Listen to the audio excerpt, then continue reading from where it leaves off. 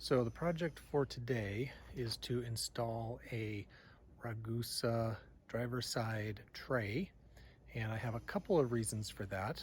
I'll show you what I'm thinking here.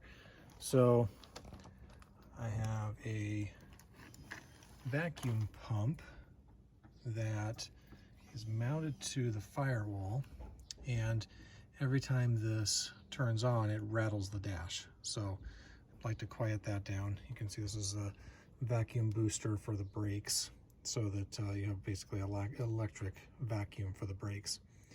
And then I also have a fire suppression system that I can mount the tank up here on the same Regusa plate. So this is the plate here, and it has these two mounting bolts. Those mount to the bottom bracket on the radiator, and I'll see if we can kind of see where that is. So we go in here a little bit, you can basically see those two bolts that are on the horizontal. That's where the tray mounts, and then it extends out over the over the steering box.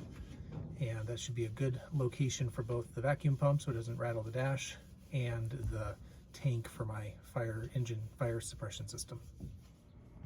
Okay, and the tray is installed. So like most things on this whole girl, the biggest pain was the old rusty bolts. So these are the bolts that came out of that lower radiator mount, and pretty rusted, pretty hard to get out.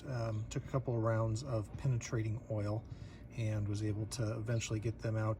It took a little help from an extra set of hands to help hold the other side of the bolt and such, but in the end, pretty straightforward. So the tray, you can see, looks pretty good there.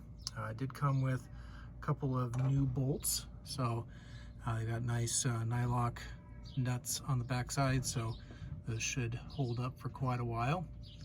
And so now I've got a nice solid mounting point for my vacuum pump here, and also my fire suppression system when I'm ready to get those installed. So for today, all done with a nice new shelf, and I'll probably do videos on those future projects to install the vacuum, well, relocate the vacuum pump and install the fire suppression system.